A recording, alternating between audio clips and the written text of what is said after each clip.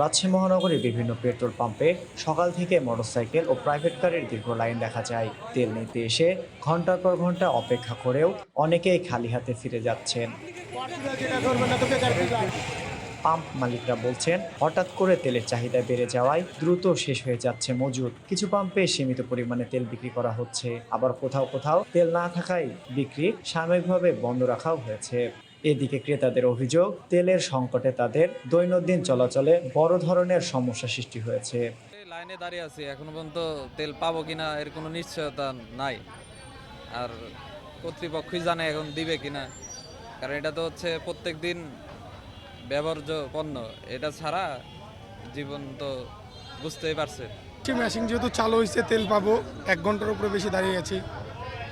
এখন দেখা যাক, এরকম জনদুর্ভোগে তো থাকলে দেশই তো অচল হয়ে যাবে। এটার একটা সুষ্ঠু সমাধান দরকার। ভাই ঘন্টা খানিক হলো দাঁড়ায় আছি, এখন পাবো কিনা জানি না, দিচ্ছে না কি অকটেন, শুধু পেট্রোল শেষ। এখন দেখি অপেক্ষা করে কি পাওয়া যায়। তোদের মধ্যে কষ্ট করে দাঁড়ায় আছি, ওই পাশে একটা থেকে আসলাম, এটা বন্ধ। তবে সংশ্লিষ্টরা বলছেন, সরবরাহ স্বাভাবিক হলে পরিস্থিতি দ্রুত ঠিক হয়ে যাবে।